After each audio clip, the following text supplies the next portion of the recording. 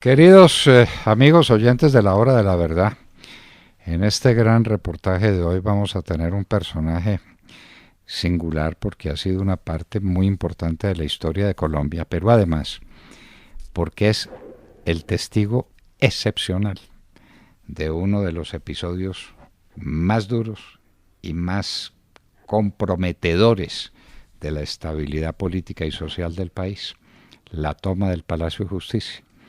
Porque Jaime Castro, que es nuestro personaje, no solamente tenía su condición de ser el ministro del Interior en ese instante, es decir, el responsable del orden público, porque aquí a los ministros del Interior se les olvida que ellos son los responsables del orden público, esa es su función primera, sino que por esas casualidades del destino, su esposa era magistrada y en esa condición rehén de los salvajes que entraron al Palacio de Justicia en aquellos días de tan dolorosa recordación para los colombianos.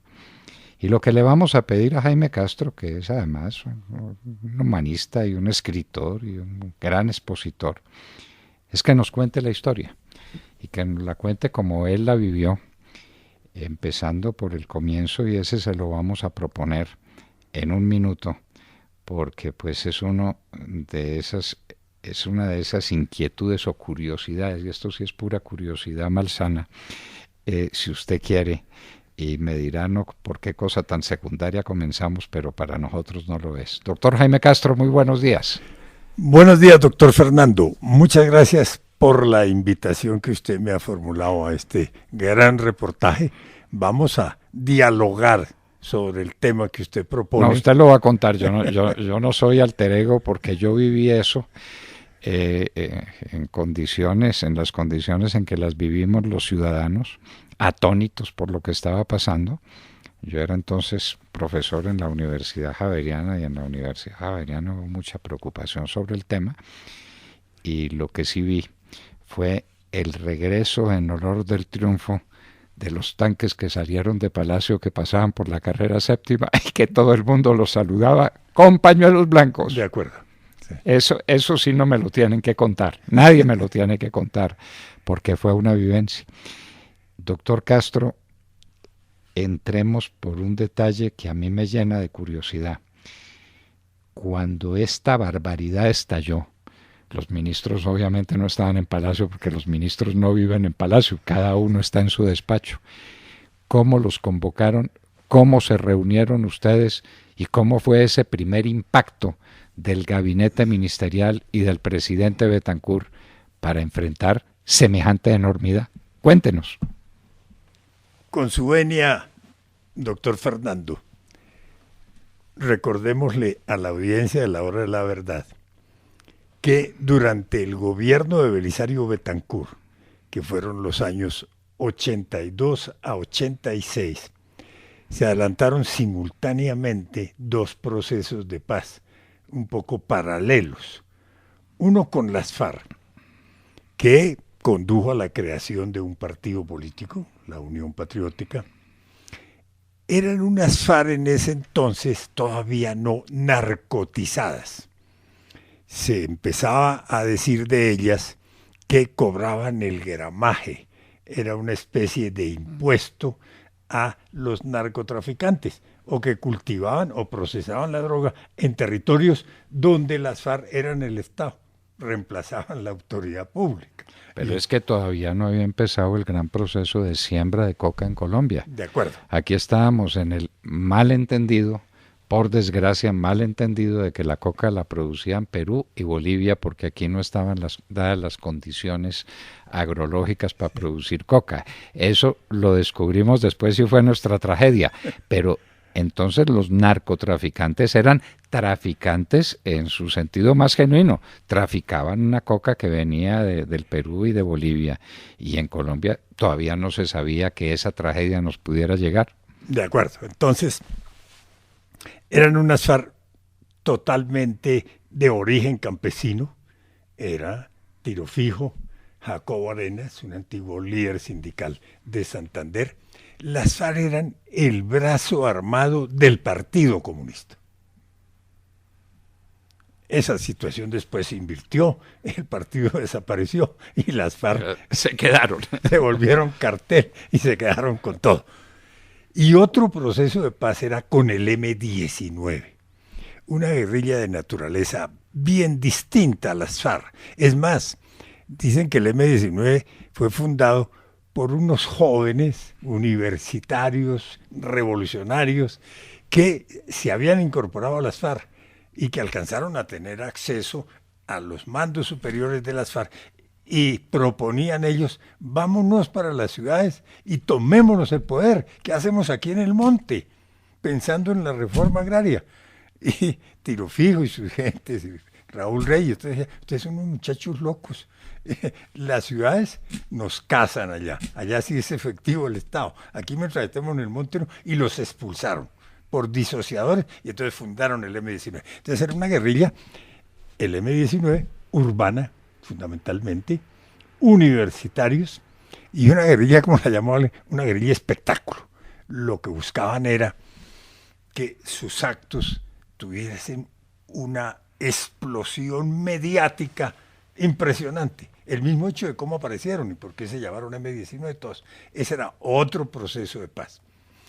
Y Bethancourt fue muy audaz para la época en sus conversaciones, tanto con las FARC como con el M-19, particularmente con el M-19. El proceso con las FARC lo manejó fundamentalmente una persona que usted debe recordar mucho, John Agudelo Rivas. Y fue exitoso en el acuerdo que consiguió. Las FARC crean la Unión Patriótica y eligen, ojo, en ese entonces que les dieran curul por reforma constitucional, eligieron 17 congresistas, tanto en Senado como en Cámara de Representantes, sumados. El M-19 era una guerrilla espectáculo. Bien, el proceso con las FARC iba muy bien. Con el M-19, con tropiezos, y en ese entonces, Fernando, se celebraba cada año o cada 2 años lo que se llamaba un paro nacional. Eran las centrales obreras, lo que hoy se llama la protesta social. Era un paro nacional. Y salían, paraban las fábricas, el transporte en las ciudades, y era de rechazo a las situaciones existentes, a la política económica, a las condiciones sociales de los trabajadores, tal cual. Y un paro de esos fue muy grave en el gobierno de López Michelsen. Pues gravísimo. Terminó como con 50 muertos en la ciudad, tal cual. Entonces, en el año 85, las centrales obreras convocan un paro para junio. Y el M-19 consideró que el paro era tal vez la ocasión para ellos de llegar al poder. Y pensaron fue en las barricadas, que iban a hacer armar barricadas en las ciudades, que era su oportunidad. La Comuna de París. La comuna, aquí. La comuna. Barricadas en las calles. Por lo menos mayo del 68. O mayo del 68. Sí. Y con ese motivo rompieron el proceso de paz, lo cancelaron. No seguimos hablando con el establecimiento, mientras el pueblo está en las calles protestando. Nosotros no podemos estar sentados hablando con el establecimiento, y rompen el proceso de paz. Ese punto es importante. El M-19 se coloca en esa actitud. Hay que sumarse al paro. El paro va a ser el pueblo en las calles organizadas. Son las barricadas. Nosotros tenemos que ser los Gavroche de esa protesta social. Bien. Segundo punto que es importante tener en cuenta.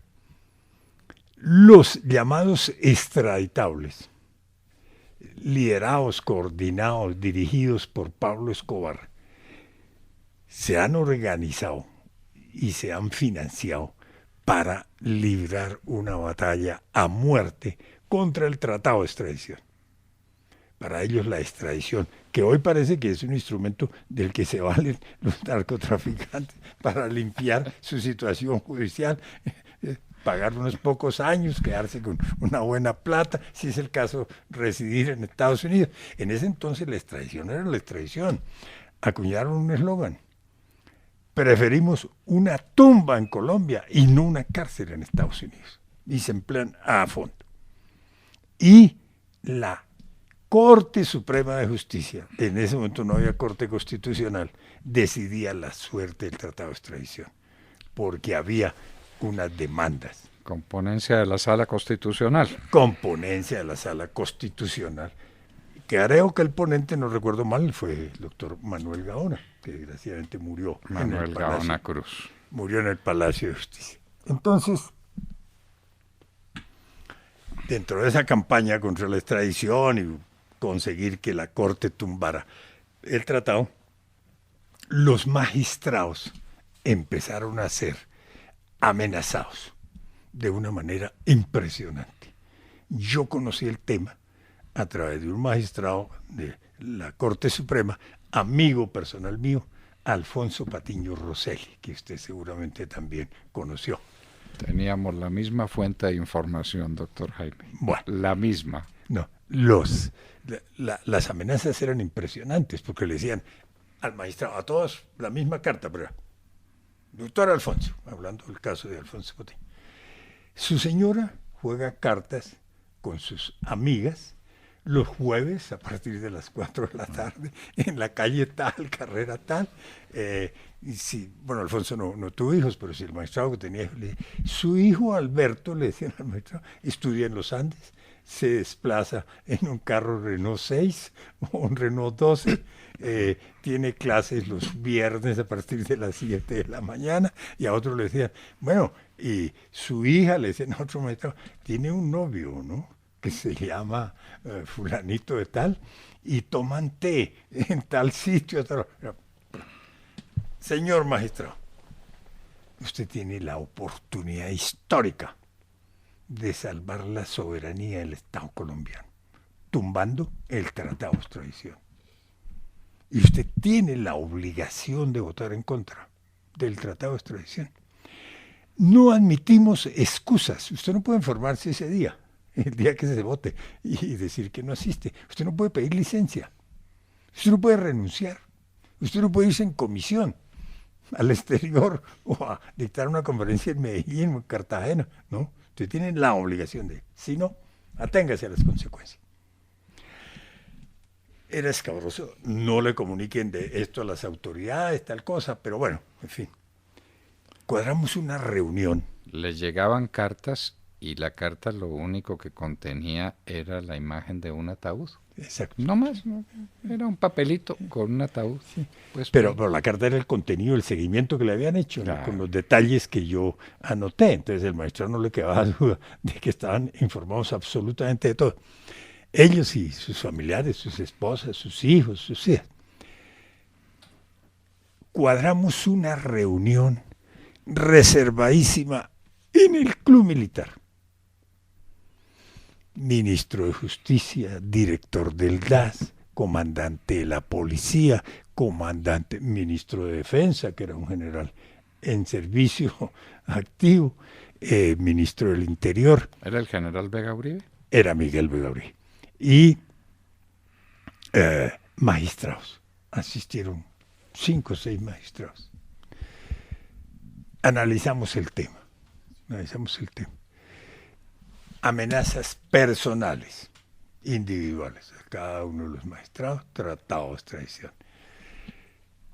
Traigo a cuento eso para decir lo siguiente, que tenían muy infiltrados los cuerpos de seguridad del Estado, porque después, cuando yo decidí escribir un libro sobre el tema del Palacio de Justicia y leí algunas cosas, encontré que Popeye decía, no, y se reunían en el Club Militar. Dice que se reunían en el Club Militar para ver cómo contrarrestaban la acción que dirigía el patrón. En reuniones completamente secretas. No, pues era tan secreta la reunión que los magistrados llegaban allá porque habían exigido todo eso. Ellos no daban su nombre a la entrada. Había un oficial que los conocía. Y ellos siempre llegaban y decían, vengo a la fiesta de grado de Pedro Rodríguez. Entonces, perdón, sigamos. Siga, señor, la fiesta, la cena del grado de don Pedro Rodríguez. Bueno, y Popeye estaba enterado de la cosa. Bueno, bien. Entonces, el tema era ese. Se toman el Palacio de Justicia. en una operación que debió costar mucha plata en su preparación, que les debió demandar meses, que comprometió a los mejores cuadros del M-19. Se lo toman el 5 o 6 de noviembre del ¿Le año. puedo hacer una pregunta ahí? Sí. Si esas amenazas eran tan evidentes como nos lo cuenta el doctor Jaime Castro y como sabemos que lo fueron, porque es parte de la historia, ¿por qué estaba el palacio completamente desprotegido ese día? A ver, doctor Fernando, como dije, eran amenazas individuales, personales, que no necesariamente se iban a ejecutar o a cumplir dentro del palacio. Podía ser dentro del palacio o fuera del palacio, porque hubo magistrados que ese día no estaban en el palacio y después los asesinaron, los extraditables, los asesinaron en las calles de Bogotá. Tema toma del Palacio de Justicia no aparecía, era medidas de protección individual. Recuerdo un episodio.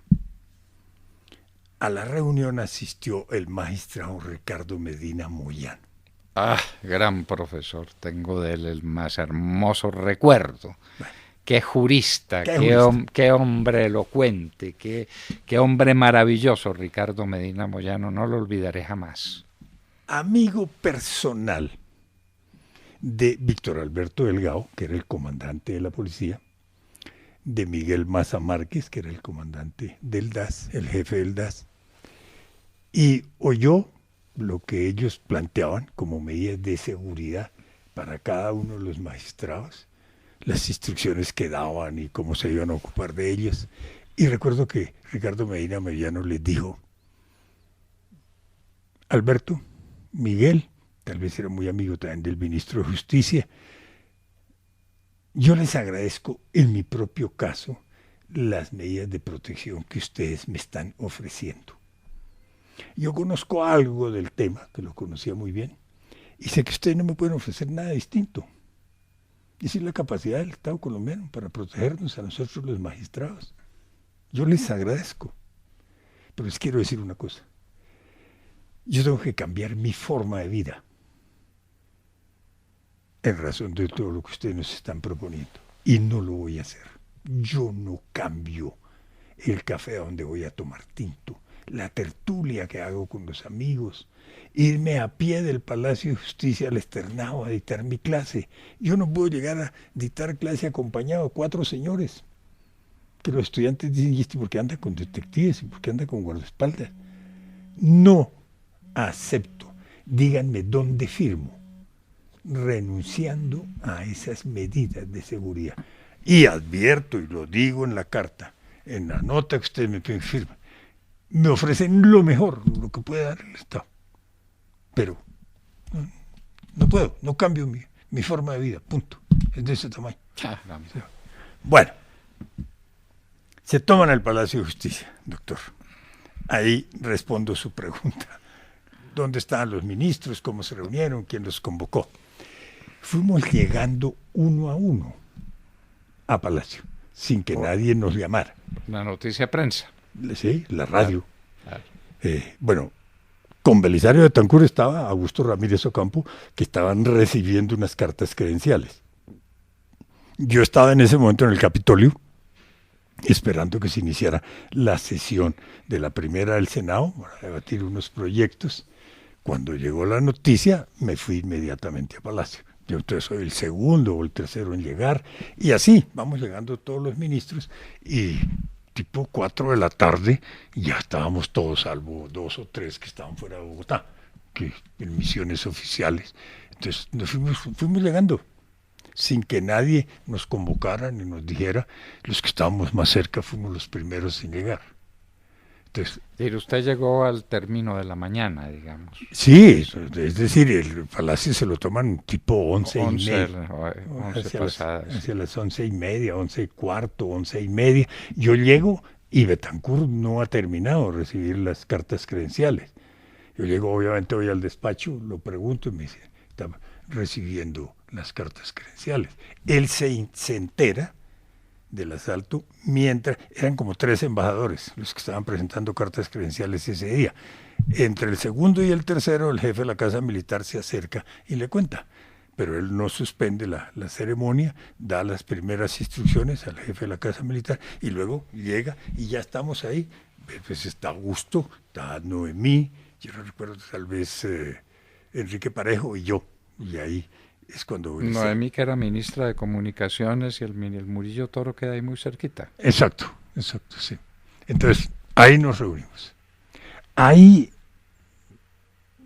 empezamos por conocer, porque empieza a llegar a Palacio, enviado por algunos medios, el cassette que el M-19 ha distribuido, en el que tienen su manifiesto, su proclama, por qué se toman el Palacio de Justicia y a qué aspiran. Entonces, ahí nos quedan claros algunos puntos. Primero, el narcotráfico no es ajeno a esta operación. Teníamos los antecedentes de las amenazas individuales, personales, a los magistrados. Por el tratado de extradición. Por el tratado de extradición. Segundo, el pronunciamiento, como los llamaban en el siglo XIX, los rebeldes que se levantaban. Los españoles que se pronunciaban. En este momento me estoy pronunciando. Sí. Bueno, entonces, el manifiesto de ellos, el pronunciamiento, estaba numerado. El punto cuarto era la extradición. El punto cuarto era lesivo de la soberanía nacional, el tratado de extradición. Luego, establecemos que en el momento en que se toman el Palacio de Justicia, la Sala Constitucional de la Corte, o la Corte en pleno, está decidiendo la suerte del tratado de extradición. En ese mismo momento. Entonces a nosotros nos queda claro que el narcotráfico no es ajeno a la operación, que ahí está vinculado el tema de la extradición, el grupo de los extraditables. Otro punto que nos queda claro en ese momento es que, y hay una frase, este es un acto, es el primer acto del nuevo gobierno. El primer acto del nuevo gobierno. ¿Cuál era? Juzgar a Belisario Betancur. Entonces decimos, que venga aquí el presidente de la República, el señor Belisario Betancur. Juicio popular. Vamos a someterlo aquí a un juicio, tal cosa. Y agrega, este es el primer acto del nuevo gobierno. Bueno, esto parece irreal, completamente irreal, ¿no? Pero es su posición. Ellos son el nuevo gobierno, ellos mandan, entonces ordenan que el presidente de la República concurra, tal cosa. Ahí toma Belisario Betancur. Nosotros fuimos siempre solidarios con las decisiones que él tomaba, oía nuestro punto de vista y estuvimos todos de acuerdo. Primera gran decisión que dice Belisario: el gobierno no negocia. No hay negociación con los asaltantes del Palacio de Justicia. Hay diálogo para hacerles saber a ellos cuál es la posición oficial. No sé si usted recuerda, hay un debate un poco en los medios y en las personas, cuál era la diferencia entre dialogar y negociar. Pero Belisario, que maneja el español, lo tenía muy claro. No hay negociación, aquí no vamos a ceder en nada, no vamos a entregar absolutamente nada. Hay un diálogo para que conozca la posición nuestra, la posición oficial. Liberan los rehenes, devuelven el Palacio de Justicia y se someten a la ley, lo que la ley establezca para el acto que ellos están ejecutando. Eso es básicamente. Esa es la primera gran decisión. Y Betancur, los medios llaman, Betancur habla con los directores de medios, y les dice eso. Ahí es donde aparece la distinción. El gobierno no negocia, pero dialoga. Y le pido a usted, señor director de la cadena de televisión o radial, en fin, háganle saber a ellos que nosotros no negociamos, dialogamos y que estas son nuestras condiciones. Tipo 2:30 tal vez, sí, tipo hacia las 2:30 o 3 de la tarde, y llega el ministro de Defensa con los mandos militares. El ministro de Defensa, Miguel Vega, con comandante de las fuerzas, eran Guerrero Paz, Rafael Zamudio, Alberto Delgado Mayarino, El de la policía. el comandante de la policía. Bien, llegan ellos. Víctor. Ellos, Delgado. no hay formalmente un consejo de ministros, formalmente no, pero hay un momento en que nos sentamos y tomamos decisiones. A esas reuniones en que informalmente era un consejo de ministros, no asisten los mandos distintos del ministro de Defensa. El ministro de Defensa concurre a eso. Pues hacemos una reunión que uno pudiera decir es como un consejo de ministros sin que formalmente lo fuera. No nos sentamos en el salón del consejo de ministros, sentamos en el despacho del presidente, cada uno va arrimando una silla y se va sentando. Ahí hay una decisión importante que es tipo 4:30 de la tarde, 5 de la tarde, que es otra gran decisión del gobierno en ese momento. Es la respuesta del gobierno a las llamadas telefónicas de Alfonso Reyes Echandía, que era el presidente de la Corte Suprema de Justicia en ese momento. Él había llamado al presidente Betancourt. Betancourt habló mucho por teléfono con los expresidentes de la República, con los jefes de los partidos políticos, con los directores de los medios, y cuando llama, en ese momento Betancourt está hablando con alguien más. Betancourt habló con tanta gente que, por ejemplo, y eso lo relató Carlos Lleras, porque los expresidentes que hablaron por teléfono con Carlos Lleras fueron llamados después a dar declaraciones al famoso tribunal que se creó, el de Jaime Serrano Rueda y Carlos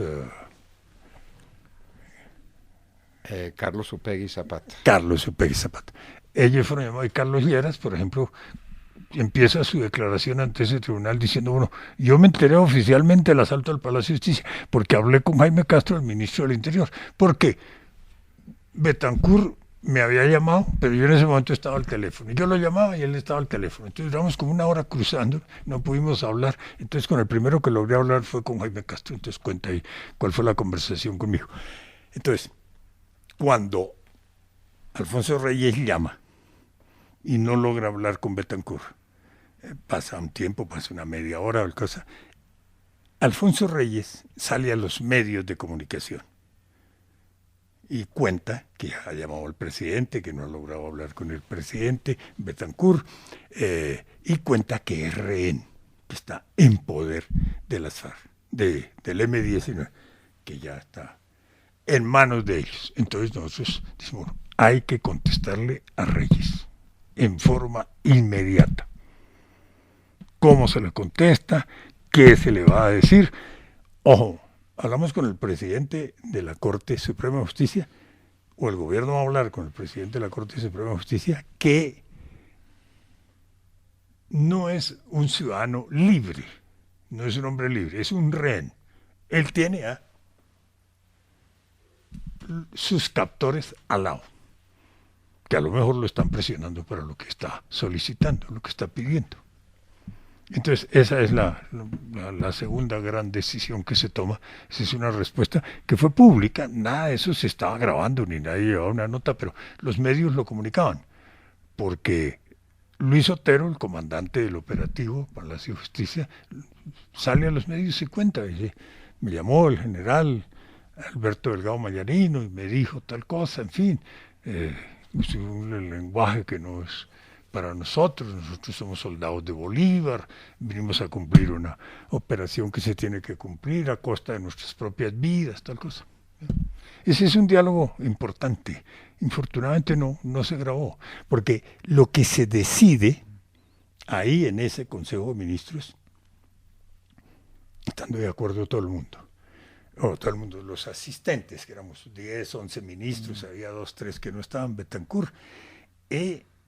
Betancourt decidió pedirnos uno a uno su punto de vista sobre el mensaje que había que darle a Alfonso Reyes Echandía, entendiendo que era mensaje para el M-19. O sea, entonces, estamos hablándoles al M-19, no a Alfonso Reyes Echandía, porque él es rehén del M-19.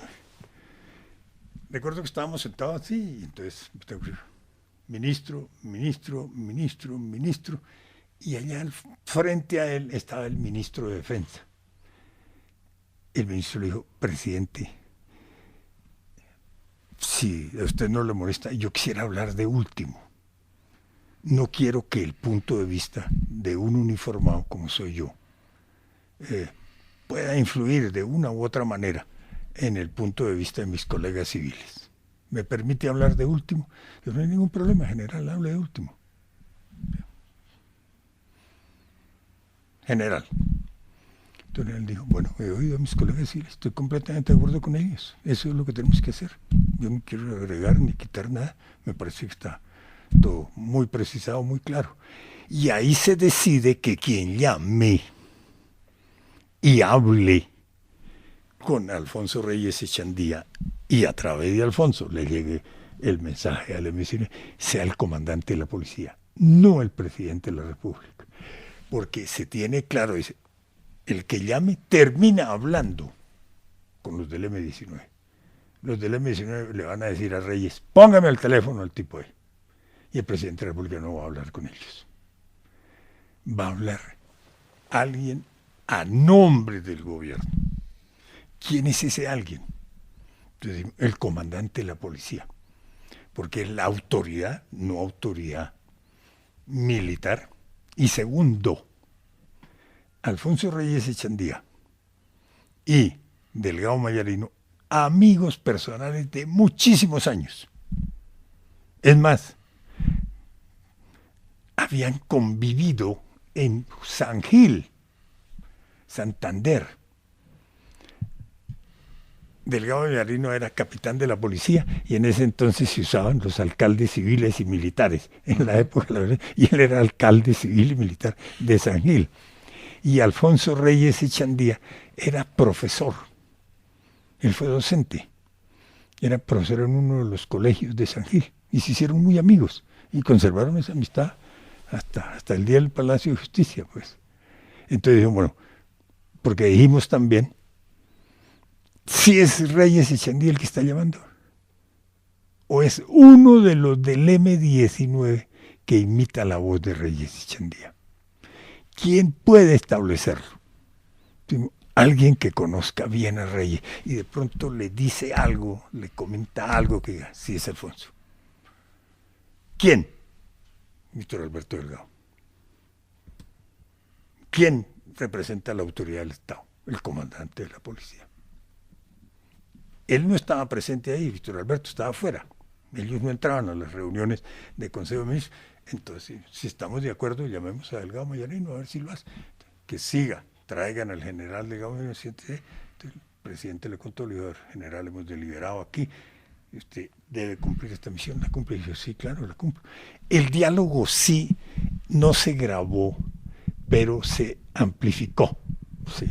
Se le puso el voz alta al aparato y lo oímos todos. Un diálogo relativamente breve, yo no creo que haya durado 10 minutos, que se desarrolló un poco en los términos en que se preveía que iba a ocurrir. Porque Víctor Alberto dice: quiero hablar con el señor presidente de la Corte. Sí, ya se lo pasamos. Se saludan ellos dos. Se saludan. Víctor Alberto, Alfonso, tal cosa, usted con quién está, cómo se siente, tal cosa. Y si estoy aquí con unos señores, mire, señores del M-19, que me tienen aquí retenido y ilegal, abusivamente, no sé por qué, tal cosa. A ver, Víctor Alberto, ustedes tienen que ordenar el cese al fuego, tal cosa. Ya, era la petición de Alfonso Reyes Echandía. Esa era la petición. Parar el cese al fuego para iniciar conversaciones. Exacto, parar. Cese, entre otras cosas, era cese unilateral del fuego, porque no era suspenda la fuerza pública, el operativo. nosotros nos reservamos el derecho de seguir Claro. con nuestro operativo militar. Y entonces Reyes Echandía le dice, mire, aquí el comandante de ellos quiere hablar con... Sí, pásemelo. Entonces hablan. ¿Ya? Entonces Otero. Víctor Alberto le dice, le hablo a nombre del gobierno nacional, a nombre del presidente de la República, su gabinete. Le dice, mire, a ver, usted que dirige ahí ese operativo, debe tener claro que eso está fracasado como operativo para ustedes. Nosotros ya tenemos el control de la situación. Ustedes no tienen futuro. No le dicen militarmente hablando, no tienen futuro como subversivos, como rebeldes. Lo que nosotros le pedimos es que liberen los rehenes. Ojo, ¿sabe cuántos eran los rehenes en el Palacio de Justicia? Más de 300. La fuerza pública liberó a más de 300 personas, funcionarios, empleados, visitantes del Palacio de Magistrados. Justicia. Magistrados. Ya. Entonces, más de 300, que son los que van a la casa del florero y ahí toman los nombres, tal cosa. Bueno, entonces le dice, ustedes miren, se le había dicho, no use la palabra rendición, no les diga que se rinden, eso es como ofensivo para ellos. Entonces, ustedes tienen que liberar los rehenes, particularmente a los magistrados. Ustedes tienen que permitir que la fuerza pública entre al palacio normalmente, tome el control del palacio, y ustedes tienen que someterse a un juicio. Seguramente ellos lo debían entender porque ahí había unos abogados entre los asaltantes. No habrá justicia penal militar para ustedes, sino justicia civil. No vamos a hacer uso del artículo 121 para someterlos a un consejo verbal de guerra, que era el arma que en ese entonces se utilizaba el Estado. Ustedes se someterán a un juez ordinario, a un juez civil. Les damos plenas garantías de su vida, de su integridad personal, no les va a pasar nada. Luis Otero le contestó diciendo, usted está utilizando un lenguaje impropio, usted no puede ser emisario del gobierno, usted es la policía, ha asesinado a compañeros nuestros y relata una serie de hechos, ¿no? La policía ha sido criminal con los militantes del M-19 en tal sitio, en tal parte. Nosotros somos soldados de Bolívar. Con nosotros no se puede utilizar ese lenguaje que usted está utilizando. Hemos venido a cumplir una misión histórica, la vamos a cumplir, cualquiera que sea el precio. Entre otras cosas, ellos ya habían llamado a las emisoras para decir que iban a asesinar a los magistrados uno por uno y tirar sus cadáveres a la Plaza de Bolívar. Sobre eso se habían pronunciado.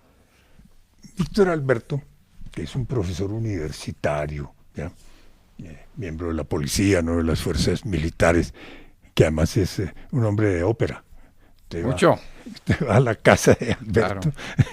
Y no se libra de que te cante una o dos óperas ahí tranquilamente. Lo mismo que su querido hermano, muy Andrés. Amigo mío, Andrés Delgado Mayarí. De acuerdo. Un operático sí, enfermo. Entonces no es, como se decía en el lenguaje popular, un chafarote. No, un hombre de muy alta condición humana. Bueno, entonces le dijo, mire señor Otero, yo lo invito a que reflexione, piense el tema, analícelo con sus compañeros, yo lo vuelvo a llamar. ¿Cuánto tiempo quiere que lo llame? 10 minutos, un cuarto de hora, 20 minutos. Yo lo vuelvo a llamar. No se exalte, no utilice ese lenguaje. Tal cual. Y él le contesta diciendo, no, usted está equivocado conmigo. No me llame, ni espere llamada mía. Ya, lo que tenemos que hablar los dos ya quedó hablado, punto. Es de ese tamaño. Esa es la situación que vivimos. Bueno, usted debe tener una pregunta.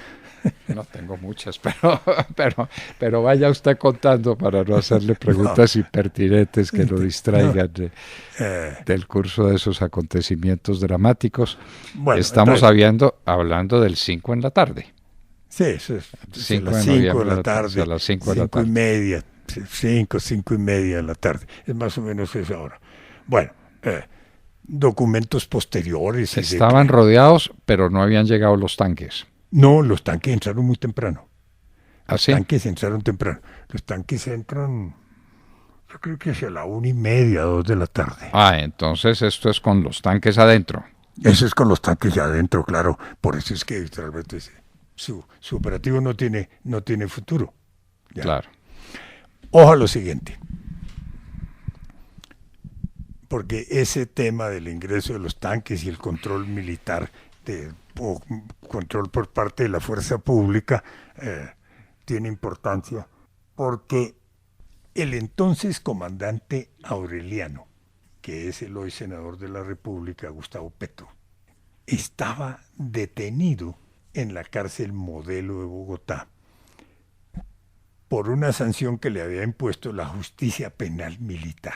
Por porte ilegal de armas, Por entre porte otras ilegal cosas. de armas. Lo había condenado a 2 o 3 meses, en fin, esas eran decisiones de la brigada, y él estaba ahí. Él decidió amotinar la cárcel Modelo. Lo contó años después él. Dice, yo estoy ahí, nos enteramos del asalto al Palacio de Justicia y con los compañeros de las FARC, ahí parece que había detenidos de las FARC, decidimos amotinar la cárcel para que los 3.000 presos que había ahí recuperaran su libertad. Y entonces empezamos a preparar todo la liberación de la cárcel.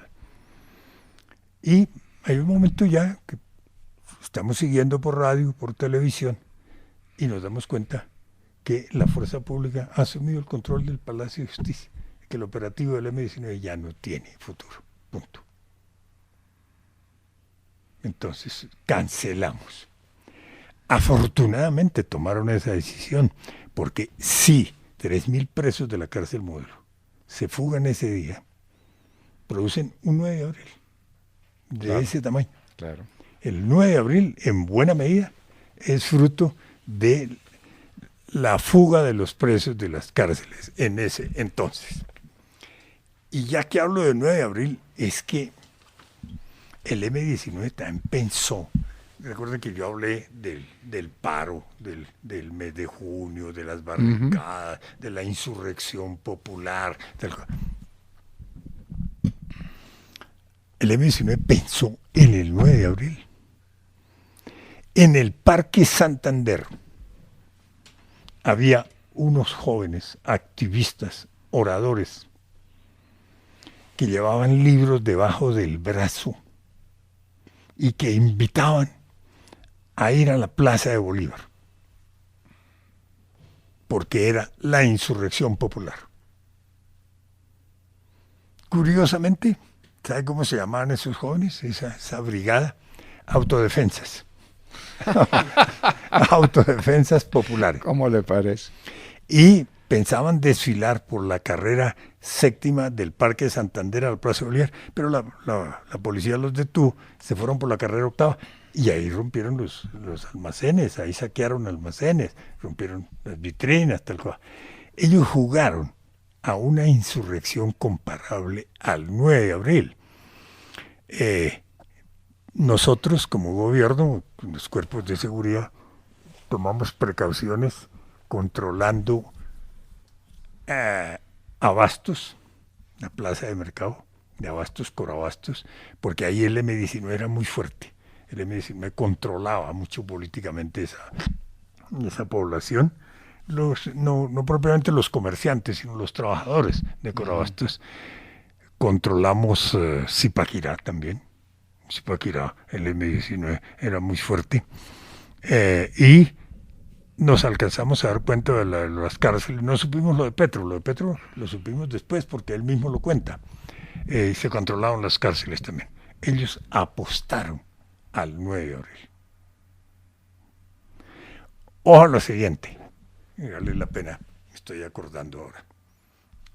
El general Óscar Naranjo, que acaba de ser vicepresidente de la República, que fue comandante de la Policía Nacional, fue el encargado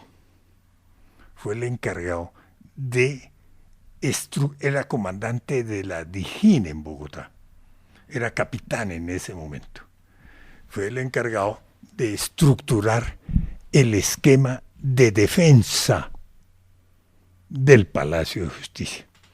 No para una toma del Palacio de Justicia, porque de eso no hablamos, aunque sí hay una parte ahí que dicen que estuvo preparada la toma para otro momento. Él hizo ese estudio, ¿ya?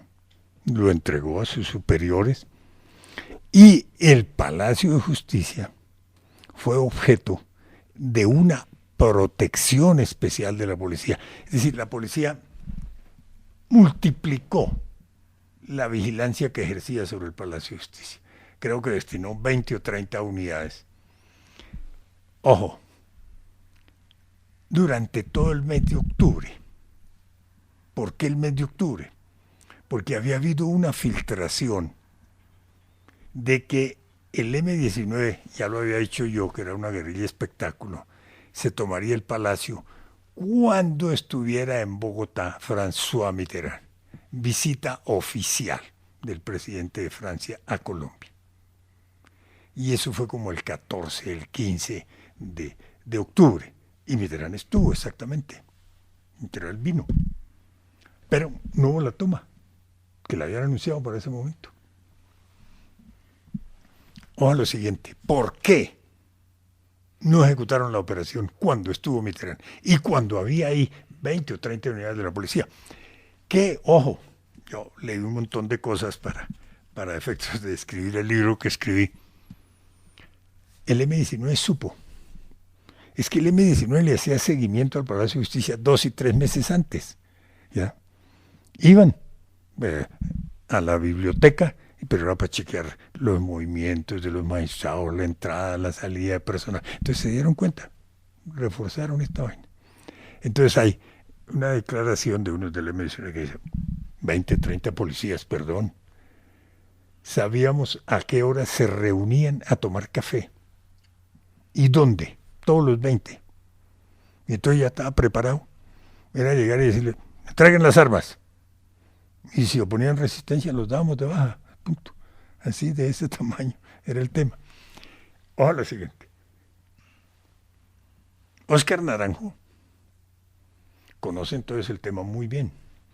Y el año pasado publicó un libro, que es un poco el recuento de su vida como oficial de la policía, y dice que la víspera del asalto al Palacio de Justicia, él estuvo en el Palacio de Justicia.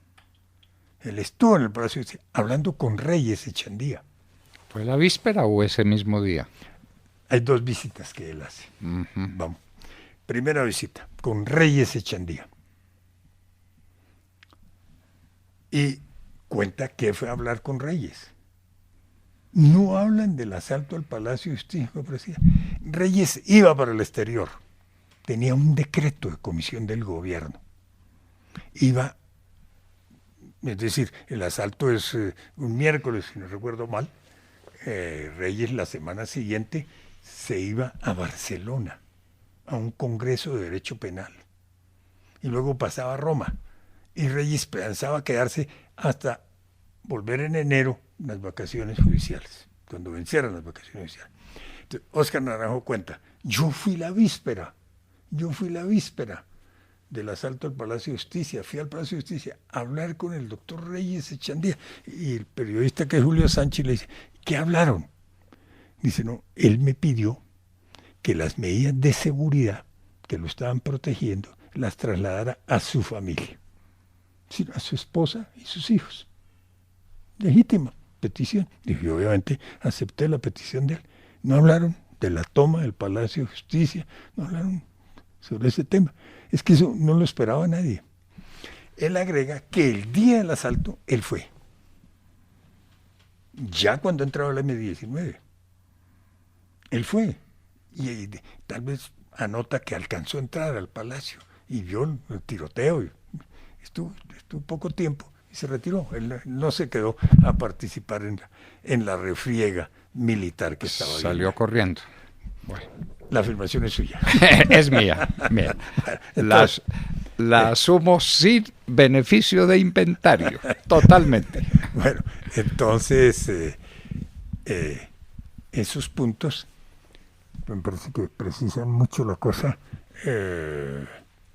Ahora hay un tema que usted no me ha planteado, pero que obviamente los oyentes de la hora de la verdad dirán, ¿cómo Fernando no lo pregunta? Porque Jaime no se refiere al tema. 2 rehenes, 1A, para los asaltantes. El hermano del presidente de la República, el doctor Jaime Betancourt Cuartas. Y la esposa del señor ministro del Interior. Y la señora Clara Forero de Castro, esposa del ministro del Interior, que en ese momento era procuradora delegada ante el Consejo de Estado. Es decir, no tenía el título de consejero de Estado en ese momento, pero tenía el nivel de consejero de Estado, porque eran los delegados de la Procuraduría ante el Consejo de Estado. Ellos obviamente eran rehenes 1A. El M-19, porque afortunadamente logran encontrar todo ese, el operativo, el manual del operativo que se iba a cumplir. Eso, los terroristas entiendo que proceden de esa manera. Eso es muy puntual, muy preciso, eso no se puede cambiar. Eso creo que lo hacen con los detalles, la precisión de quienes van a asaltar una joyería en la Place Vendôme de París, una de las grandes avenidas de París. Lo digo porque hay una película famosa en su momento que llamó Rififi. Claro. Que es eso, es el asalto a una joyería. Y eso es, no se puede fallar en nada. Usted tiene que ir con blue jean, usted tiene que ir con camisa blanca, y usted no puede cambiar, y usted tiene que ir con zapatos de estos. Mire, parece anecdótico, pero creían que tomaban el poder completamente delirante, pues lo creían, que la víspera del asalto les proyectan unas imágenes de la estructura de la casa de Nariño. Esta es la puerta principal por donde entramos. Ahí hay una escalera de tantos escalones. Ustedes recorren los 22 o 23 escalones, giran a mano derecha, recorren 50 metros, abren una puerta, es el salón del Consejo de Ministros. Y hay una guerrillera de los asaltantes que cuando están en el salón del Consejo de Ministros y van a pasar a otro punto, a otro salón, ella dice, perdón, cuando estemos en el salón del Consejo de Ministros, ¿dónde me siento yo? ¿Cuál es mi puesto? Ya. Bueno, pero entonces, el M-19 califica los rehenes que va a tomar en primer lugar. Rehenes privilegiados, fundamentales, creo que los llaman en el documento, magistrados de la Sala Constitucional, los 4. Y la Sala Penal. Eran los que decidían el tema de la extradición. No eran los civilistas, los laboralistas, eran los penalistas. Penalistas y los constitucionalistas. Y constitucionalistas. Bueno, esos eran. Y rehenes 1A. 1A. Jaime Betancourt Cuartas, Clara Forero de Castro. Normal. Claro. Esos 2 rehenes. Bueno, vamos por parte de ahí para no saltar, no estamos yendo en demasiados detalles, pero se suman unos a otros. Ellos habían planteado o habían pensado que el asalto al Palacio de Justicia tenía que ser, porque, insisto en el tema, era una guerrilla espectáculo. Usted imagina la resonancia internacional, mundial, tomarse el Palacio de Justicia cuando François Mitterrand esté en Bogotá. No lo hicieron ese día, porque ellos sabían se habían estudiado militarmente el tema, que la única vía de acceso de la fuerza pública era la puerta de bronce sobre la Plaza de Bolívar, entrando con tanques. Punto. Si no entraban con tanques, no tenían manera de entrar. Es que el Palacio de Justicia de la época, usted lo debió conocer muy bien, era una especie de fortaleza militar. La única vía de acceso era la puerta de bronce principal y con tanques. Entonces pidieron bombas antitanque para que no entraran los tanques. Unas bombas parece que de un poder explosivo que volvían gelatina el tanque al que el tanque que pisara una bomba de esa. Pero no llegaron a octubre. Pero ya estamos en la primera semana de noviembre y ya va a fallar.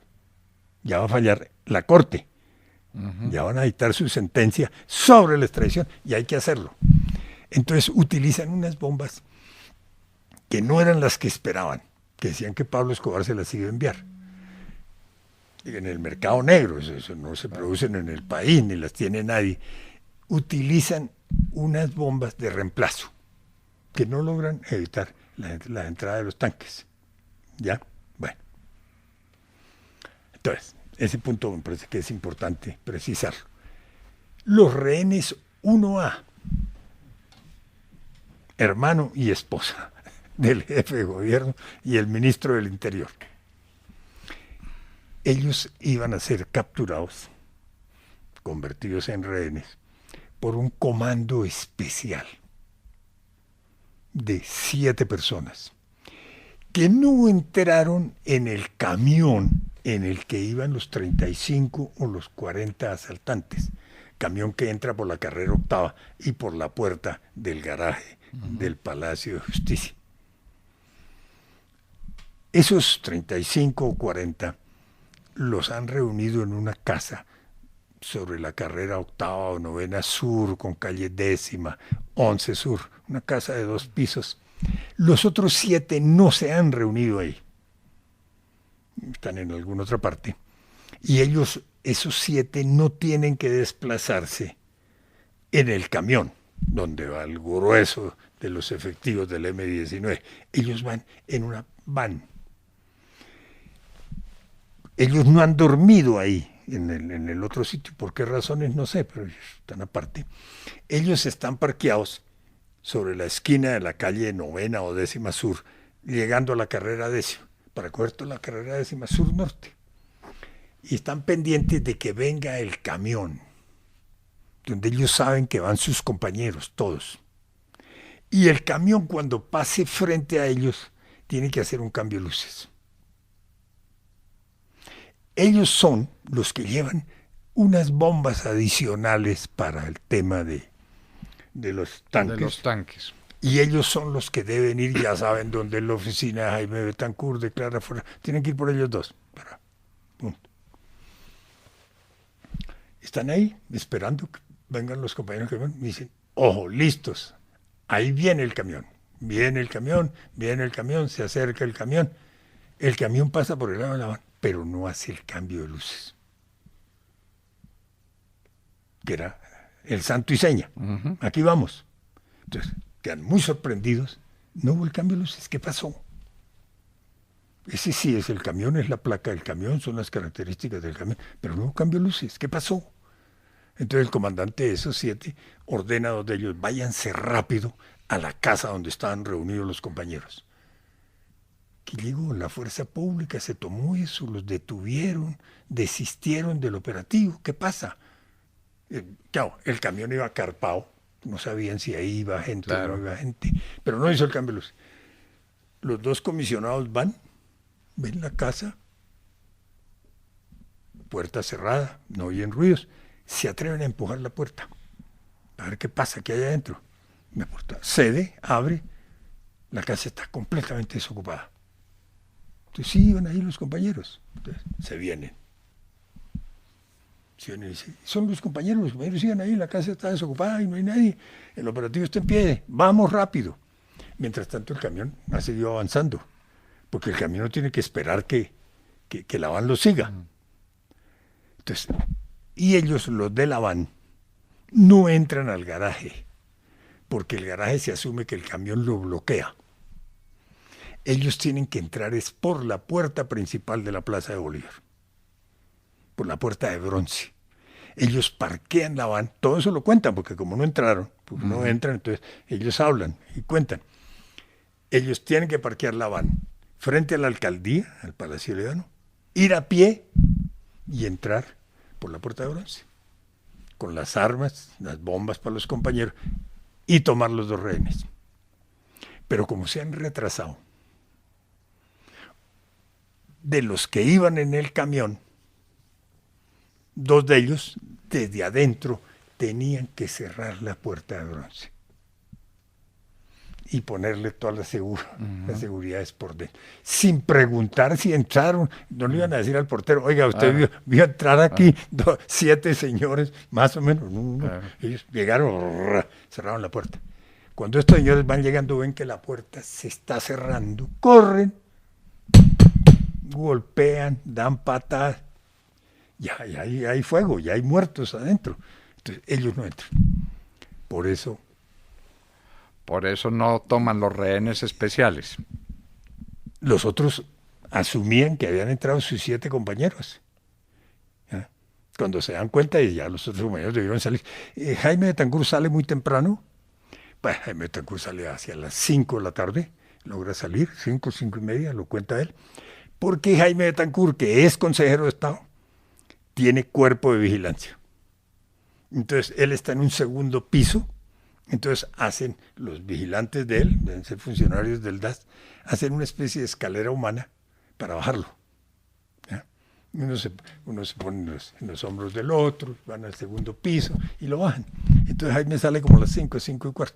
Mi señora sale a medianoche, cuando ya toma la decisión con 2 compañeros de ellos de trabajo. Bueno, aquí vamos a morir calcinadas, porque ya el incendio es insoportable en las oficinas de ella, calcinadas o que nos fusilen cuando salgamos, pero logran salir. Entonces ahí, nadie se muere la víspera, doctor. ¿Cuándo, a qué hora se enteran ustedes en el Consejo de Ministros de que el Palacio está en llamas? ¿En llamas? En llamas, sí. Yo creo que eso es hacia las 6:30, 7 de la noche, 8 de la noche. Efectivamente no volvió a haber llamada de Luis Otero ni de nadie a Palacio cuando ya entran los tanques y cuando la vida se les complica y cuando ya tienen que entender que la operación se les ha frustrado. ¿No intentaron llamar? No volvieron a llamar.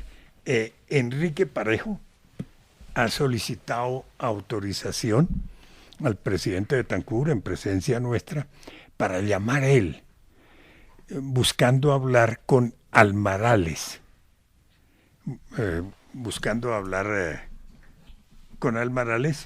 perdón un momentico, anoto aquí algo que no se me olvide, buscando hablar con Almarales, de quien dice, y tiene que ser cierto, es compañero son paisanos, son de Ciénaga, Magdalena, los 2, creo que estudiaron juntos la primaria o el bachillerato, y son amigos personales. Almarales, que era uno de los comandantes del operativo, y él busca y busca mucho tiempo, se va a una oficina, yo paso, ¿qué pasó? Porque él dice, bueno, tengo autorización para llamar a Almarales y decirle lo mismo que Víctor Alberto Delgado le dijo a Luis Otero, el comandante. Parejo entonces no era ministro ni era nada. No, era ministro de Justicia. Enrique Parejo es ministro de Justicia en ese momento. Entonces ya había pasado el asesinato de Rodrigo Lara. Ah, sí, claro. Claro que sí. Sí, porque el asesinato de Rodrigo Lara es... En mayo. Mayo del 84. Sí. Y aquí estamos hablando noviembre del 85. Y lo sucedió Parejo González. Parejos era... En ese entonces se hablaba de la representación política de los partidos, de los movimientos. Era el nuevo liberalismo. Era el nuevo liberalismo que estaba en el gobierno. Sí. Entonces, Enrique buscó hablar con Almarales, pero no le fue posible. Yo creo que en ese momento ya los teléfonos están todos cortados. Los teléfonos hacia las 2 de la tarde, 2:30, empiezan a salir de servicio. Ya. Porque los cortaron ustedes, los cortó el gobierno, ¿por No, qué se cortaron? no porque No hubo una decisión sobre ese no porque a particular. nosotros nos servía que los teléfonos sirvieran, que los teléfonos Sí. se pudiera uno comunicar. Entonces, ¿quién los cortó? No, yo creo que ya son los estragos del incendio, los Ya. disparos, ¿ya? Sí, Se cortaron las líneas sí, telefónicas. sí, ya. Y no hubo ningún intento del M-19 por volver a ponerse en contacto con... No, es que nada. ellos inclusive ellos no llamaron a Palacio, ellos llamaban a las emisoras. Ellos Sí. llamaban a las emisoras y fijaban su punto de vista. Ellos Claro. al gobierno no llamaban. Muchos magistrados llamaban y hablaban con ministros, con funcionarios de Palacio, ya. Entonces empieza la noche, y empieza la noche ya con un palacio en llamas. Sí, Las tropas están sacando gente, las que pueden sacar, y logran sacar un mundo de gente. sí, las tropas, los rescatados pasan de 300. Hay muchos que lograron salir sin ir a la casa del florero, porque por razones de seguridad en la casa del florero ¿cómo se llama usted y cuál es su número de cédula? Tal cosa, ya. Entonces hay unos que dicen que salieron y entonces en vez de tomar la dirección Palacio de Justicia, tomaron la dirección de la carrera octava. Pero ¿cuántos fueron? Eso no se sabe. Pero los registros de lo del Palacio de la Casa del Florero son del orden de 300 personas. Bueno, hay Estamos en la noche del 5. Hay dos interpretaciones sobre el Palacio de Justicia. Unos que dicen,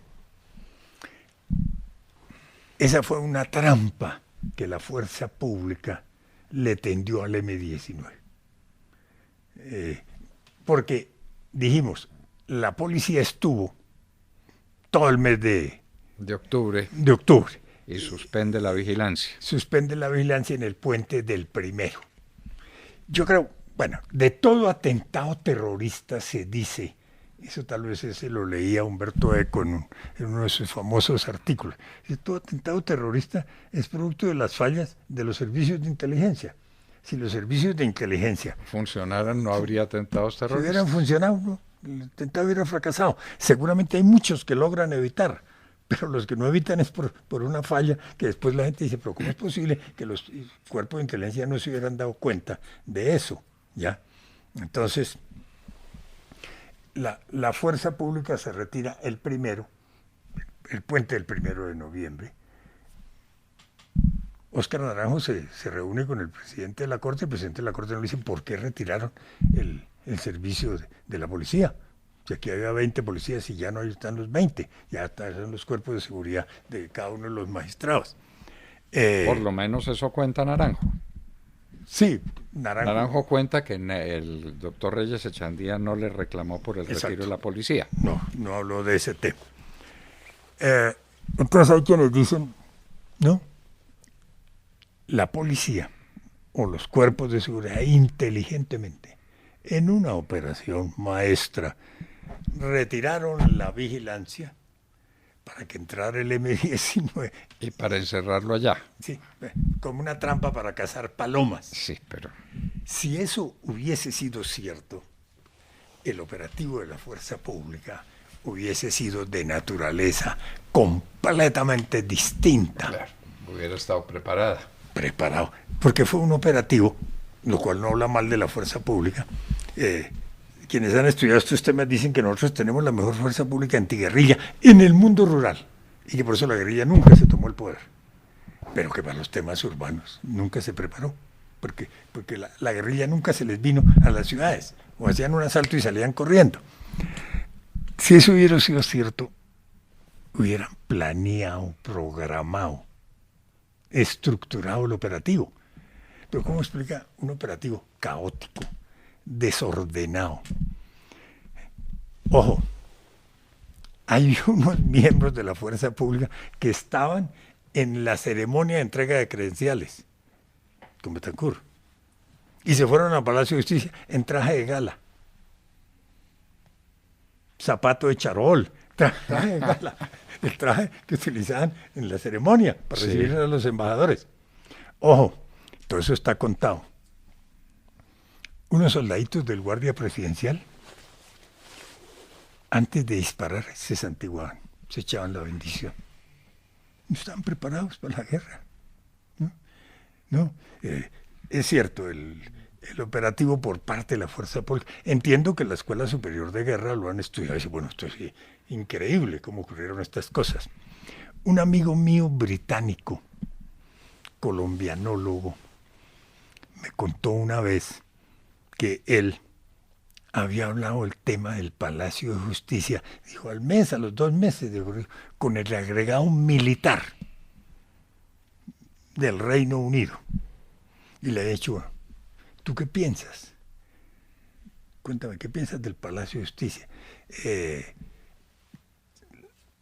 El comportamiento de la fuerza pública colombiana. ¿Qué pasó? ¿Se equivocó? Y el agregado le dijo, no, hizo lo que tenía que hacer. Eso no se puede repeler sino así, con la fuerza pública. Y le dijo, si esto hubiera ocurrido entre nosotros, si esto es un asalto a Londres, el debate hoy, y la fuerza pública hubiera hecho lo que hizo la fuerza pública colombiana, el debate en las cámaras de los comunes, ¿sabe cuál sería? ¿Por qué gastaron tanta munición? Si eso se hubiera podido arreglar con la 10ª parte de los disparos que hicieron, el desperdicio de la munición. Bueno, esos tipos sí se equivocaron. Hablando de los 25 años de Pablo Escobar, hay un coronel retirado, se me escapa el nombre ahora, coronel retirado del ejército, que es el que dirige la retoma de la catedral, de la famosa cárcel de Pablo Escobar. Y tranquilamente dice, los errores que cometimos fueron todos. No, pues no llegaron a tiempo y los tuvieron como 5 horas retrasados. Y cuando llegaron les dijeron, aquí no hay orden de que ustedes pasen. Bueno, eso. Les disparan. La comedia de las equivocaciones, sí, toda. ¿Qué tal es?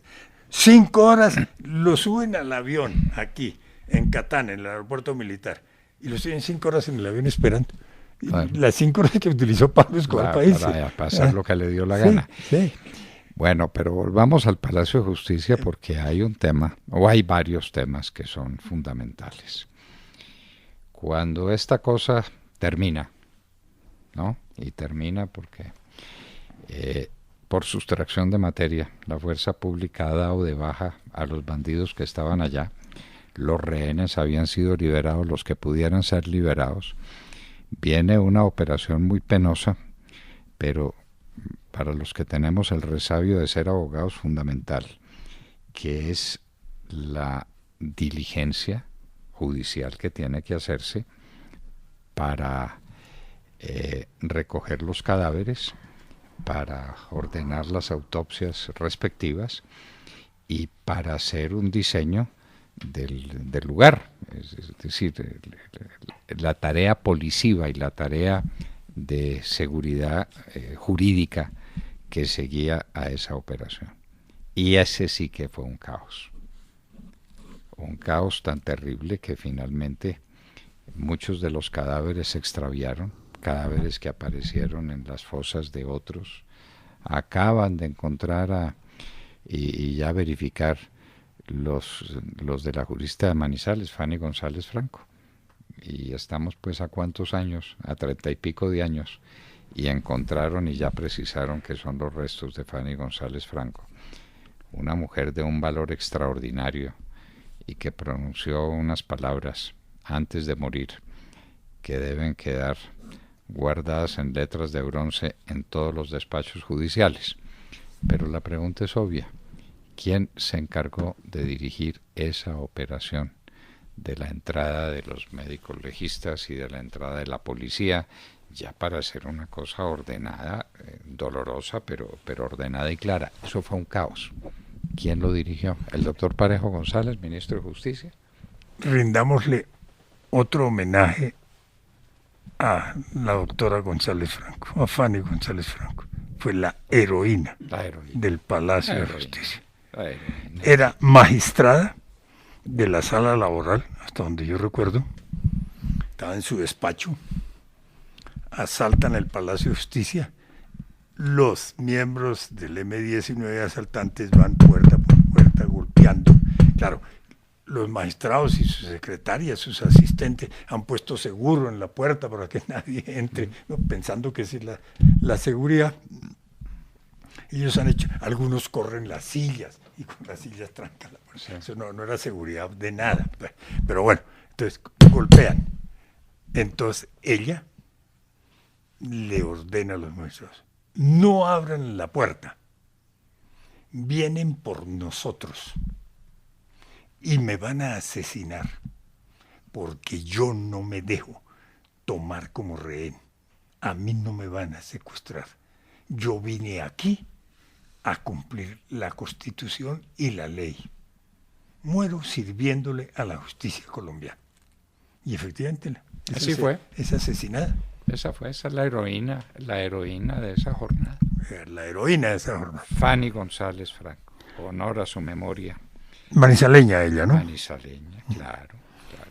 Bien, yo creo, Fernando, que hay dos lunares en el Palacio de Justicia que son los que cambian un poco o bastante la imagen de la opinión pública frente a la conducta de la fuerza pública. Usted lo dijo al comienzo. Cuando las tropas, los miembros de la fuerza pública, salen del Palacio de Justicia el jueves y desfilan los tanques por la carrera séptima, la ciudadanía los aplaude, los saluda con pañuelos blancos. Sí, señor. Pero eso cambia de un día para otro por dos razones. Lo que usted acaba de notar, todas las labores de policía judicial que había que cumplir en forma inmediata, y la historia de los desaparecidos. La historia de que hay unas personas que son capturadas en el Palacio de Justicia. Y que ya han venido apareciendo uno por uno. Exacto. Y todos terminarán por aparecer porque desaparecidos no hubo. Exacto. Bueno, entonces, el tema ese de policía judicial. Recuerde usted que el asalto es miércoles, jueves.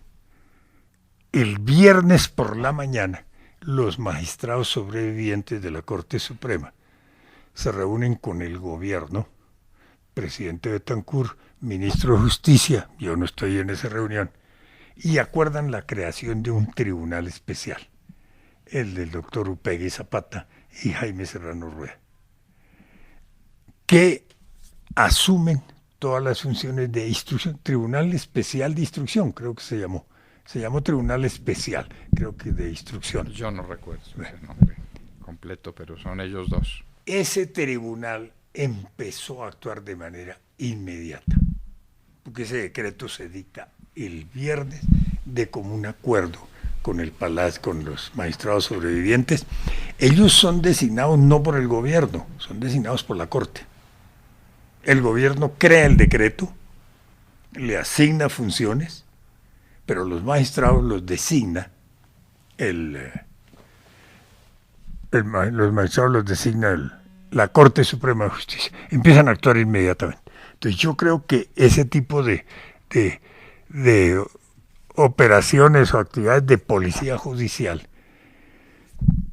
fueron definidas por el tribunal y el Ministerio de Justicia. Y nosotros, recuerdo mucho, como con el tema de los llamados desaparecidos, decimos, como gobierno no intervenimos. Más allá de lo estrictamente necesario, lo de la ley, para que no nos digan que estamos interviniendo. Hay un hecho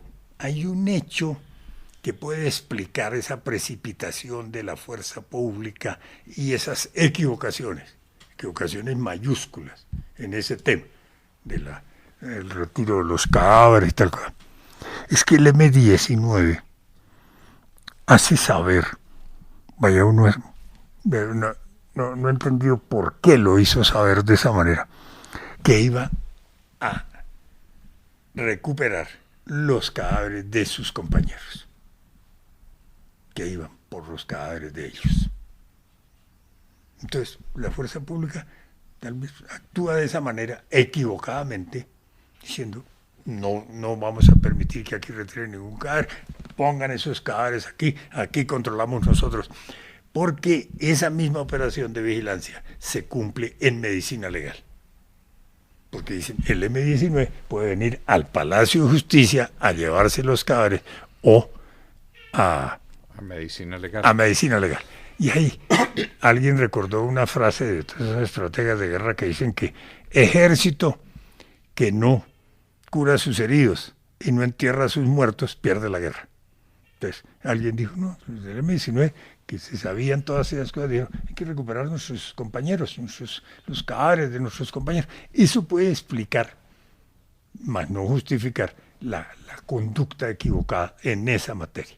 Pero, como le digo, yo creo que el tribunal intervino mucho en el tema. Y el Ministerio de Justicia seguramente, porque eran sus atribuciones. No sé si el Ministerio de Justicia haya estado al margen del tema. En relación con los llamados desaparecidos, por ejemplo, mire, el procurador de las Fuerzas Armadas era Carlos Jiménez Gómez, el procurador general de la Nación. Carlos Jiménez Gómez, sí. Bueno, y el procurador delegado para las fuerzas militares era el general Nelson Mejía, el padre del actual comandante de las fuerzas militares. Nelson Mejía Nao. Gran militar. Gran militar. Pasaron los años. Nelson Mejía había sido superior mío en el ejército. Él era teniente y yo soldado puro. Era soldado raso. Y entonces lo conocía desde ese entonces. Pasó el tema del asalto al Palacio de Justicia, pasaron los años y un día nos encontramos y hablamos. Y me contó lo siguiente.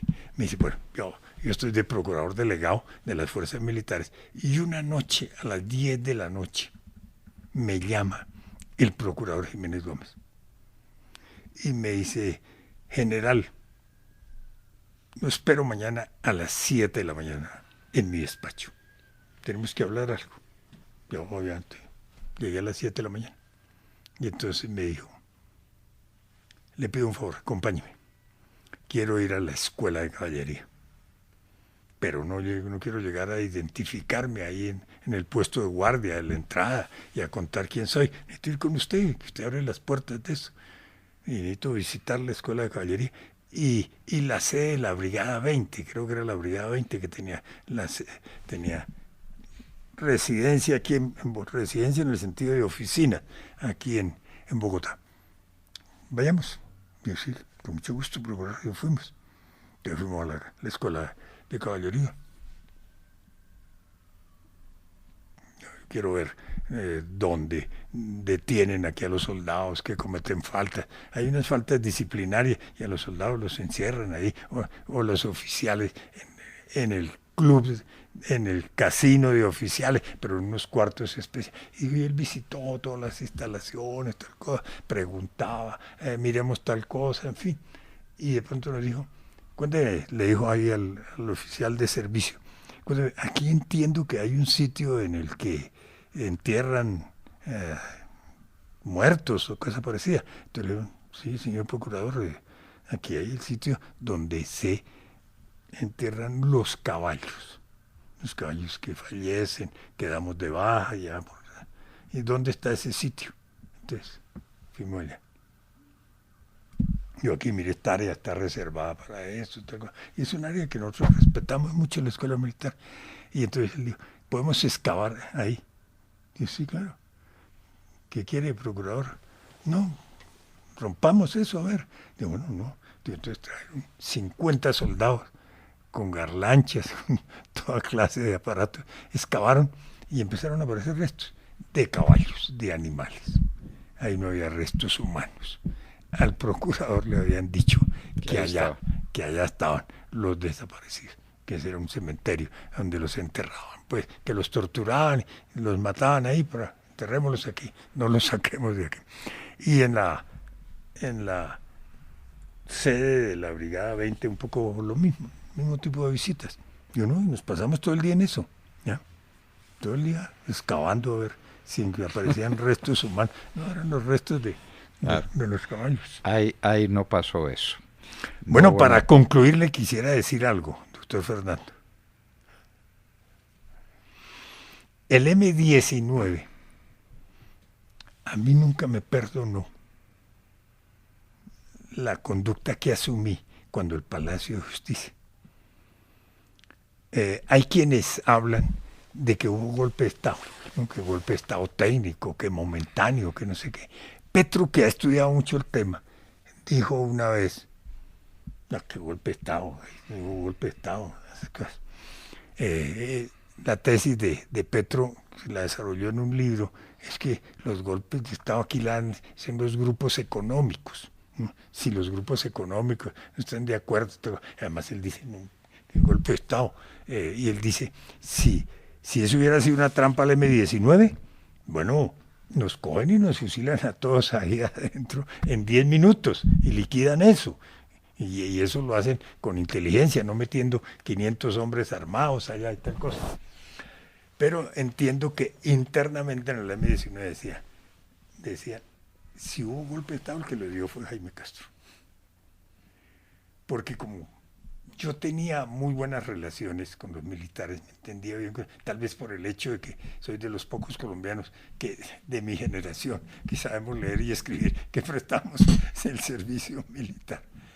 Y yo fui objeto de un atentado criminal después del Palacio de Justicia, cometido por el M-19.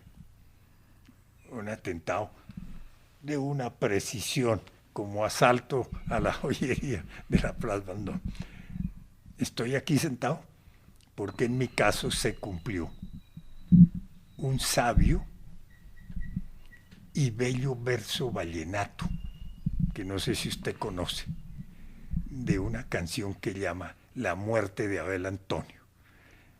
Y ese verso dice, Abel Antonio solo muere cuando Dios lo necesite. Nadie se muere la víspera, se muere el día que le toca. Entonces era un atentado muy bien preparado, muy preciso, pero como Dios no me necesitaba en ese momento, me dejó para que pudiéramos hacer muchas cosas más, entre ellas grabar este programa. Vea usted pues la cercanía que tenemos, porque yo soy otro sobreviviente, no del M-19. Por eso lo traía a cuenta. Sino de las FARC, pero no contaron con San Miguel Arcángel. Esto no fue con el vallenato, sino fue San Miguel Arcángel, porque mis escoltas, muchachos a los que no olvidaré jamás y no he olvidado ningún día de mi vida, quedaron vueltos pedazos. Cuando le digo pedazos es de recoger en bolsitas gran parte de sus restos.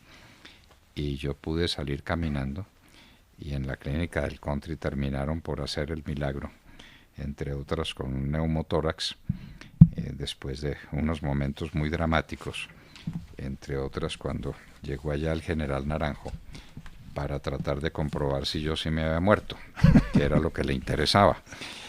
Esa es la verdad, para salir a dar declaraciones diciendo que las FARC no habían tenido nada que ver, cuando efectivamente estaba ya absolutamente probado que habían sido las FARC. Pero mi Dios tampoco me necesitaba en ese momento, y entonces nos salvamos, y ahí tenemos ese punto de contacto usted y yo. De manera que ni desaparecidos, ni trampa mortal, ni golpe de Estado, las cosas quedan en su lugar, pero mire usted, en este momento cuando estamos hablando, está preso el general Arias Cabrales por los desaparecidos del Palacio de Justicia.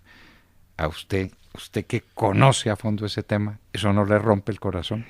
Sin duda alguna. No, todo el episodio del Palacio de Justicia durante años a mí me estuvo marcando, tanto que ese libro que escribí lo publiqué 20 años después, porque antes no tenía espíritu tranquilo, estado de ánimo para reflexionar sobre el tema de manera desapasionada, sin el dolor que el tema me produjo. ¿Ya? Bueno, Alfonso Reyes y Chandía y yo fuimos compañeros de trabajo. Cuando yo soy nombrado ministro de Justicia, yo lo llevé al viceministerio de Justicia. Trabajó conmigo. Éramos muy, muy buenos amigos. El día del banquete para François Mitterrand, hablamos un poco de las medidas de seguridad del Palacio de Justicia. Hablamos de su comisión al exterior. Recuerdo que en relación con las medidas de seguridad me dijo, hay colegas magistrados que se molestan mucho por las medidas de seguridad que en ese momento estaban vigentes. Dije, ¿qué les molesta? Dije, hombre, que tienen que usar una especie de escarapela, ¿no? En la solapa del saco. Y la escarapela cambia de color según el piso donde tienen la oficina. Bueno, escarapela blanca, escarapela verde, tal piso. Y no pueden pasar de un piso a otro sin permiso de un oficial. Entonces, claro, ellos quieren ir a conversar con un colega, a tomarse un café con un colega, y les toca pasar. Capitán, ¿puedo ir al piso tercero? Era como La seguridad siempre molesta. Sí, no, claro. La seguridad molesta, no cabe ninguna duda. Esa es, queridos oyentes de la hora de la verdad, la historia de uno de los episodios más dramáticos del país, porque efectivamente se trataba de un golpe de Estado, como bien lo ha contado Jaime Castro. El propósito era llegar a la casa de Nariño, entrar y posesionarse y quedarse allá. Gustavo Petro. Sí.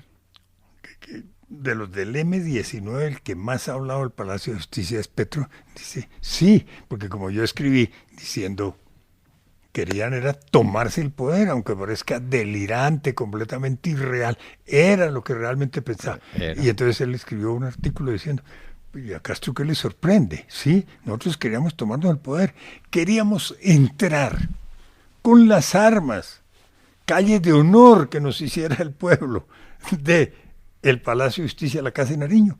¿Por qué se sorprende eso? Eso es legítimo, eso es válido. Sí, nosotros queríamos el poder y era así, salir del Palacio de Justicia a la Casa de Nariño, acompañados del pueblo, claro, con los tanques. Porque tan pronto el pueblo supiera que si habían tomado el Palacio de Justicia, se levantaría para darle... Ahora lo llaman, qué palabra tan horrible, la detesto, el espaldarazo a la decisión que se había tomado y para acompañar al M-19 hasta la Casa de Nariño. Hay unos diálogos de Pablo Escobar, cuando ahí está la duda de si fueron 5 o 7 millones de dólares los que él dio para el asalto al Palacio de Justicia. Pero entonces, con las personas que habla, que contaron, me decía, a ver, perdón, pero ¿cómo te vas a gastar 5 o 7 millones de dólares en eso? Para quemar unos expedientes. Esos expedientes se pueden reconstruir.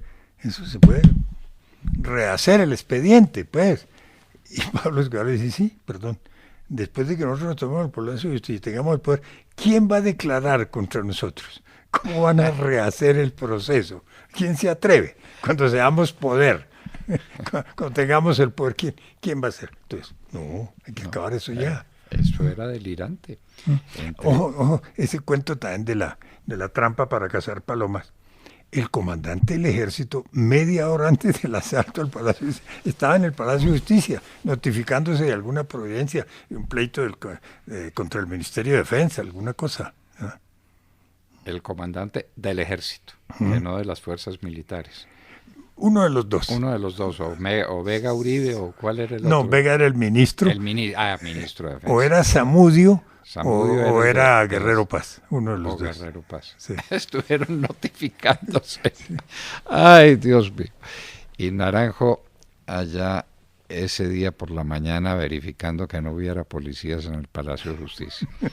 Que ese pues es un tema que nunca se podrá resolver debidamente por qué no estaba el Palacio custodiado ese día y por qué, bueno, todas las cosas se encadenan, tienen estos resultados. Les recomiendo el libro Del Palacio de Justicia a la Casa de Nariño de Jaime Castro. Está publicado nada menos que por Aguilar. Yo creo que esto es de lo último que publicó Aguilar, antes de que por desgracia se acabara Aguilar. Porque dos paisanos suyos, ¿sabe qué me dijeron de ese libro? Dos paisanos que debieron ser muy buenos amigos suyos. ¿Quién? Mario Calderón Rivera. Ave María, Ave María, mi querido amigo Mario. Y Otto Morales. No, pues hágame el favor. Me preguntaron, Jaime, ¿el M-19 ha contestado, ha controvertido lo que ustedes dicen? Y dije, yo no conozco la respuesta. Bueno, ahí trataron de matarlo, pero... No conozco la respuesta. ¿Cuándo fue el atentado en su contra, doctor Jaime Castro? En junio siguiente, 6 meses después. 6 meses Era después. la despedida del gobierno de Betancur, en el lenguaje de ellos, pues, Sí. era despedida. No, entonces, ¿sabe qué me dijeron? Yo no sé si lo habrían hablado entre ellos, pero ambos coincidieron. Digo, Jaime, ustedes, los que hicieron parte del gobierno de Betancur, deberían sacar de eso 100.000 o 200.000 ejemplares de ese libro y regalarlos en los semáforos de la ciudad para que la gente se entere cómo fue lo del Palacio de Justicia. Bueno, y hagámosle un recuerdo muy especial al general Arias Cabrales, cuya detención y cuya condena es uno de los episodios más tristes, porque está condenado por unos desaparecidos que no desaparecieron. Desaparecieron como resultado de unas pésimas gestiones de medicina legal, de policía judicial. De acuerdo. Y entonces pregúntenle al doctor Parejo González, después víctima de un atentado también, casi lo matan, no lo mataron, y pues a quienes debían tener el encargo en ese momento, jueces de instrucción criminal, y probablemente, no sé si el doctor, no, ya era muy tarde para que el doctor Upegui Zapata y el doctor Serrano Rueda hubieran podido hacer algo. Ya no, ya lo que no se hizo en su momento no se hizo, y lo que se hizo mal definitivamente. Tema apasionante, tema para la historia no se puede olvidar, y esta historia tiene un testigo de excepción, que es el doctor Jaime Castro, que ha estado con nosotros en grandes reportajes de la hora de la verdad.